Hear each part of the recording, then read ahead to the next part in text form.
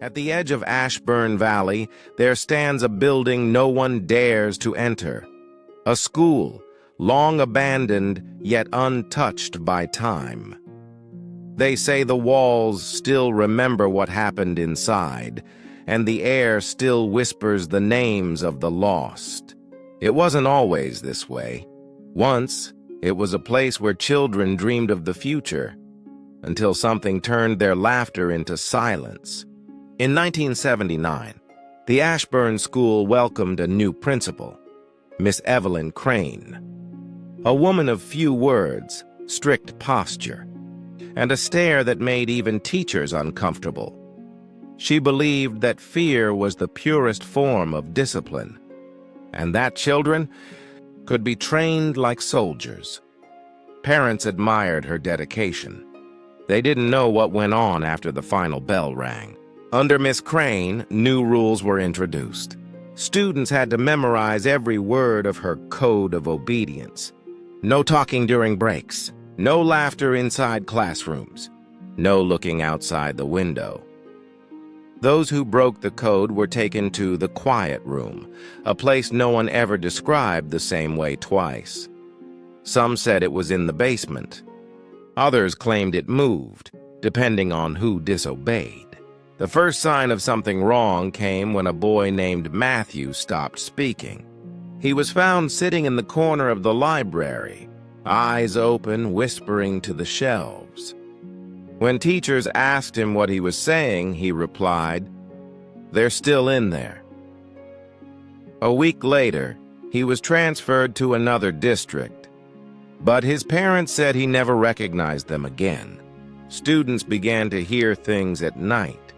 Whispers through the vents, footsteps above empty classrooms.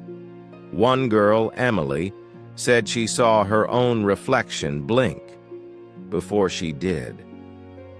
The janitor quit after claiming he found small handprints inside the walls from the other side. Then came the disappearances. Files vanished from records. Students went on leave and never returned. No funerals, no news, just silence.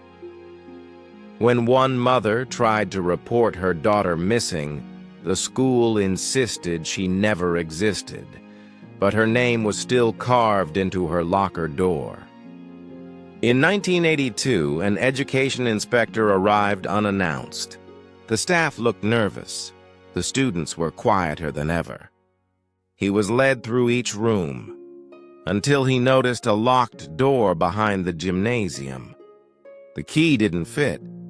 The principal said it was for storage, but when the inspector returned that night, the lock was broken and the air inside smelled of sulfur and chalk. Below the floorboards, he found a narrow stairway leading into darkness.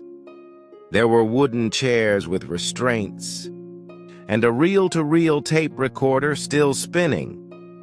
The tape contained children reciting words in perfect unison, over and over again.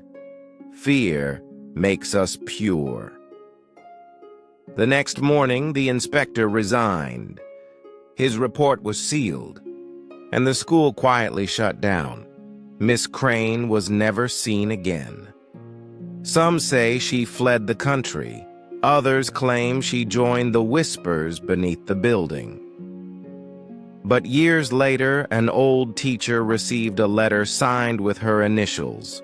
It read only one line: "The lesson is not over." Today, the school still stands, half buried in vines and dust. Teenagers dare each other to go inside.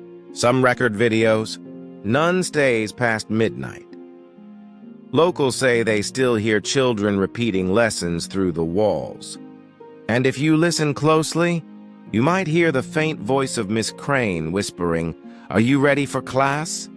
In Ashburn Valley, some lessons never end. Subscribe to Midnight Echo. Stay connected.